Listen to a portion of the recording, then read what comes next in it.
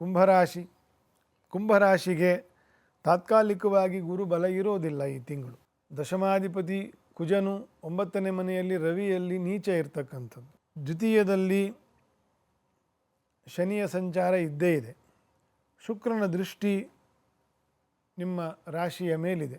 Overall ಹೇಳಬೇಕು ಅಂತಂದರೆ ಶುಕ್ರನ ಅನುಕೂಲ ಒಂದೇ ನಿಮ್ಮ ರಾಶಿಗೆ ಇರೋದು ಈ ತಿಂಗಳು, ಇನ್ನೆಲ್ಲವೂ ಅಷ್ಟಕ್ಕಷ್ಟೇ. ಹಾಗಾಗಿ ಕುಂಭರಾಶಿಯವರು ಜನ್ಮದ ರಾಹುವಿನ ಪ್ರಭಾವದಿಂದ ₹1 ಇರೋದನ್ನು ಅದನ್ನು ತುಂಬ ಮ್ಯಾಗ್ನಿಫೈ ಮಾಡಿಕೊಂಡು ₹10 ಆಗಿ ಯೋಚನೆ ಮಾಡುವಂಥ ಒಂದು ಭ್ರಮೆ ಕಾಡ್ತದೆ.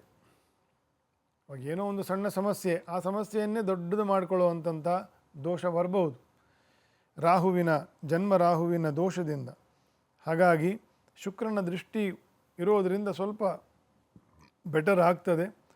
ಸೊ ನಿಮ್ಮ ಮಾತು, ನಿಮ್ಮ ಖರ್ಚು ಇದೆರಡಲ್ಲದೆ ನೀವು ಒಳಗಡೆ ಏನು ಯೋಚನೆ ಮಾಡ್ತೀರಿ, ಚಿಂತನೆ ಏನು ಮಾಡ್ತೀರಿ, ಅದನ್ನು ಕಂಟ್ರೋಲ್ ಮಾಡಿ.